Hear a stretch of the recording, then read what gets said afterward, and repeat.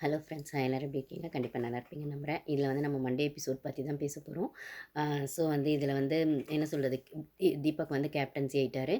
So nomination process, அதுக்கப்புறம் வந்து அவர் என்னென்ன மாதிரிலாம் விஷயங்கள் வந்து புதுசாக இந்த வாரம் ட்ரை பண்ணலாம் அப்படின்னு சொன்ன விஷயங்கள்லாம் பற்றி பேச போகிறோம். ஆக்சுவலி பார்த்தீங்கன்னா தீபக் வந்து இந்த வாரம் வந்து கொஞ்சம் சட்டில் மூடுக்கு போயிட்டு எப்படியாவது கேப்டன்சியை தக்க வச்சுக்கணும், பிரச்சனை இல்லாமல் வந்து நல்ல பேர் வாங்கினோம் அப்படிங்கிற மாதிரி அந்த ஒரு மூடுக்கு போன மாதிரி தான் இருந்தது. இதை இவர் இந்த வாரம் மட்டும் பண்ணுவாரா, இல்லை next week again back to form வந்து பழைய தீபக்கா வந்துருவாருன்னு தெரியல. நம்ம பொறுத்து இருந்து தான் பார்க்கணும். ஆனால் இப்போ வரைக்கும் வந்து ஓகே அப்படிங்கிற மாதிரி தான். இந்த இந்த தீபக்கா போன வாரம் அப்படி இருந்தது, அது போன வாரம், இது இந்த வாரம் அப்படிங்கிற மாதிரி தான் இருக்குது. பார்க்கலாம் நெக்ஸ்ட் வீக் எப்படி இருப்பார் அப்படின்னு சொல்லிட்டு. ஸோ நம்ம அதை பற்றி பேசலாம். அதுக்கு முன்னாடி நம்ம சேனலுக்கு ஃபஸ்ட் டைம் வரவங்க சப்ஸ்கிரைப் பண்ணிக்கோங்க. நம்ம வீடியோஸும் ஷார்ட்ஸும் பிடிச்சிருந்தா லைக் பண்ணுங்கள், உங்களுக்கு பிடிச்சவங்களுக்கு ஷேர் பண்ணுங்கள். ஓகேங்களா? இப்போ வந்து ஃபஸ்ட் டே எபிசோடே ஸ்டார்ட் ஆகும்போது பார்த்தீங்கன்னா, தர்ஷிகா அதுக்கப்புறம் ராணுவ வச்சு தான் ஸ்டார்ட் ஆகுது. தர்ஷிகா ஏதோ அயர்ன் பண்ணிருக்காங்க. அப்போ வந்து ராணுவ கிட்ட கேட்குறாங்க, "என்ன எப்படி போகுது? எல்லாம் செட் ஆயிடுச்சா?" அப்படி இப்படின்னு கேட்கும்போது, அதான் இப்போ எல்லாரும் இண்டிவிஜுவல் கேம் தானே ஆட போகிறோம் அப்படி இப்படின்னு சொல்லும்போது, அப்படின்னா கூட ஓகே தான் அப்படின்ற பட்சத்தில் தர்ஷிகா வந்து கொஞ்சம் நான் ஆமாம் ஆமாம் உன்னை வந்து நீ கொஞ்சம் புஷ் பண்ணிட்டே இருந்தால் தான் நீ ஆடுவேன். நான் உன்னை தட்டி தட்டி தான் நான் தான் உன்னை தட்டி தட்டி கொண்டு வந்துட்டுருக்கேன் அப்படிங்கிற மாதிரி எல்லாருமே இவங்க தான் மோட்டிவேட் பண்ணி உள்ள வந்து கேம் ஆட வைக்கிற மாதிரி ஒன்று சொல்லிட்டு இருக்காங்க ஓவர் கான்ஃபிடென்ஸில். அதுக்கப்புறம் பார்த்தீங்கன்னா, அப்போ பேசிட்டே இருக்கும்போது முத்து உள்ள வராரு. அதுக்கப்புறம் முத்து வந்துட்டு பவித்ராக்கும் நான் வந்து ஏதோ ஒன்று ட்ரை பண்ணேன் அப்படிங்கிற மாரி தர்ஷிகா டக்குன்னு சொல்றாங்க. முத்துக்கு புரியல என்ன சொல்றாங்கன்னு. அப்போ இல்ல ராணவையும் பவித்ராவையும் சேர்த்து வைக்க நான் ஒண்ணு பண்ணிட்டுருக்கேன். பட் ஆனா அவ வந்து அவளுக்கு இன்ட்ரெஸ்ட் இல்லைங்கிற மாரி சொல்றா அப்படிங்கிற மாரி ஒண்ணு இருக்கு. அப்புறம் வந்து முத்துக்கிட்ட அது மாரி சொல்றாங்க. அப்ப அந்த இடத்துல முத்து சொல்றாரு, "சரி அது ஒரு பக்கம் இருக்கட்டும். நீ உந்து விஷால்தோ ஒரு பக்கம் போகுதுல்ல. எது எப்படி இருந்தாலும் கேம் அஃபெக்ட் பண்ணாம பார்த்துக்கோ. உனக்கு என்ன பிடிச்சிருக்கோ பண்ணு. பட் ஆனா கேம் அஃபெக்ட் பண்ணாம பார்த்துக்கோ" அப்படின்னு முத்து ஒரு அட்வைஸ் குடுக்குறாரு. தர்ஷிகாவும், "இல்ல அதெல்லாம் ஒண்ணும் இல்ல. எனக்கு தெரியும் என் கேம் எப்படின்னு" அப்படின்னு சொல்றாங்க. உடனே முத்து, "அதனால தான் நானும் எதுவும் சொல்லல. பார்த்துக்கோ" அப்படிங்கிற மாரி அது ஒரு பக்கம் போகுது. அதுக்கப்புறம் வந்து கேப்டன்சிக்கு வந்துடுறாங்க. கேப்டன்சி வந்து அ என்ன சொல்றது? இந்த இடத்துல விஷாலும் வராரு உள்ள. விஷாலுக்கு வந்து விஷாலுக்கும் தர்ஷிகாவுக்கும் ஒரு ஆர்குமெண்ட்ல அவர் ஜஸ்ட் ஒரு கான்வர்சேஷன் போகுது. ஆனா ஆல்ரெடி வந்து ஜாக்லின் வந்து சொல்லியிருப்பாங்க இல்லைங்களா? இந்த வீட்ல உனக்கு யார் கூட யாருக்கு உனக்கு பிடிச்ச பொண்ணு அப்படிலாம் கேட்கும்போது, ஜாக்லின் வந்து இன்டைரக்ட்டா கேட்பாங்க. தர்ஷிகா பேர் சொல்லாம. ஒரு 2 நாள் முன்னாடி நெனைக்கிறேன். அப்போ வந்து இல்ல அப்படிலாம் ஒண்ணும் இல்ல ப்ராமிஸா அப்படிலாம் எதுவும் இல்ல. ஏதோ ஒண்ணு சொல்ருவாரு. அத எடுத்துட்டு வந்து ஜாக்லின் தர்ஷிகா கிட்ட சொல்லியிருப்பாங்க போல. அத வந்து தர்ஷிகா இப்ப திருப்பி விஷால் கிட்ட கேட்குறாங்க. இது ரவுண்ட் அடிச்சு ஆரம்பிச்ச இடத்துக்கே வந்து நிக்கிது. 2 பேரும் டைரக்ட்டா பேசிக்காம நடுவுல ஜாக்லின வச்சு பேசுற மாரி தான் இருந்தது.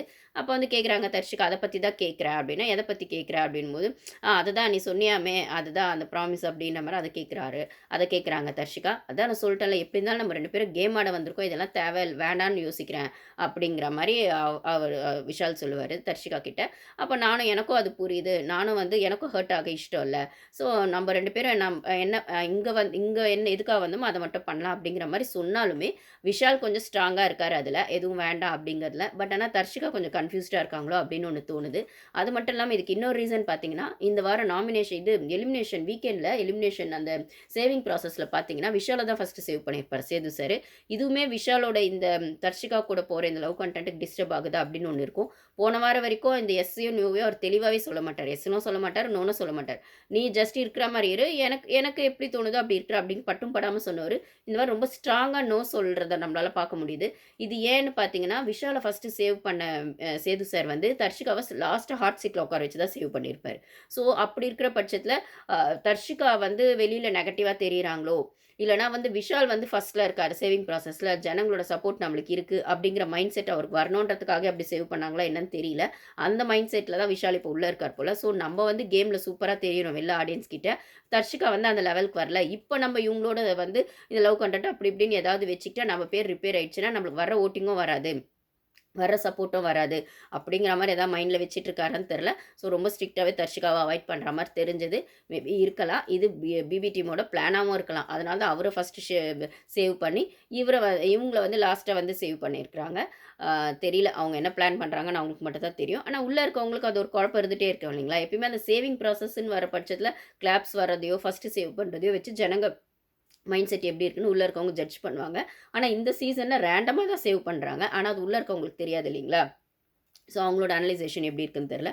ஸோ விஷாலோட இந்த ஒரு சேஞ்சுக்கு இதுவும் ஒரு ரீசனா இருக்கலாம் அப்படின்ற மாரி இருக்கு. இது ஒண்ணு போகுது. ஸோ இது ஒரு பக்கம். அதுக்கப்புறம் கேப்டன்சி வந்து மஞ்சரி வந்து தீபக் கிட்ட ஹேண்ட் ஓவர் பண்ணிடுறாங்க.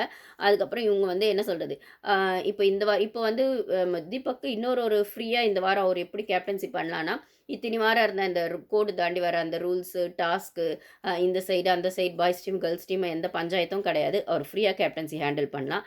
அப்படி இருக்கிற பட்சத்தில அவர் கொஞ்சம் ப்ரெஷர் கம்மின்னே சொல்லலாம். கரெக்ட்டா வந்து பிளான் பண்ணி பிபி டீம் பண்ணாங்களான்னு தெரில. தீபக் இந்த வாரம் கேப்டனா வர பட்சத்தில இந்த லைன் இல்ல அப்படிங்கிறத வீக்கெண்ட்ல கொண்டு வந்தது வந்து பிளான் பண்ணியும் பண்ணியிருப்பாங்க. யாருக்கு தெரியும். ஸோ தீபக்கு ப்ரெஷர் இல்லாம போகணும் இந்த வாரம் அப்படிங்கிற மாரி.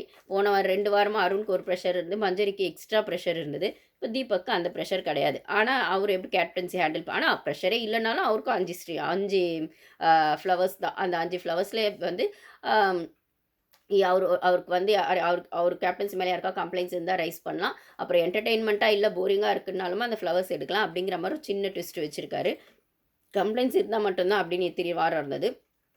இப்போ என்டர்டெயின்மெண்ட்டாகவும் இருக்கணும், போரிங்காக இருந்தால் கூட அதை எடுத்துடலாம் அப்படிங்கிற மாதிரி ஒரு சின்ன விஷயம் இருக்குது. ஸோ ஆனால் 5 ஃப்ளவர்ஸ் தான். அப்போ வந்து தீபக் சொல்றாரு, உங்களுக்கு எதா இருந்தால் என்கிட்ட வந்து ஃப்ரீயாக பேசலாம். அதுலேயும் அவர் அழகாக சொல்லிடுறாரு. அவரோடது என்ன சொல்கிறது, ஒருத்தரை 17 பேர் பார்க்குறதும் 17 பேர் ஒருத்தரை பார்க்குறதும் கொஞ்சம் சேலஞ்சிங்கான விஷயம் தான். அதை நான் என்னோட பெஸ்ட் எஃபோர்ட்டை கொடுப்பேன். உங்களுக்கும் என்ன கம்ஃபர்டபுள் ஜோனோ அதை என்கிட்ட வந்து பேசுங்க, என்னால் முடிஞ்ச அளவுக்கு சரி பண்ண ட்ரை பண்ணுறேன் அப்படின்னு அவர் சொன்னதெல்லாம் நல்லா தான் இருந்தது.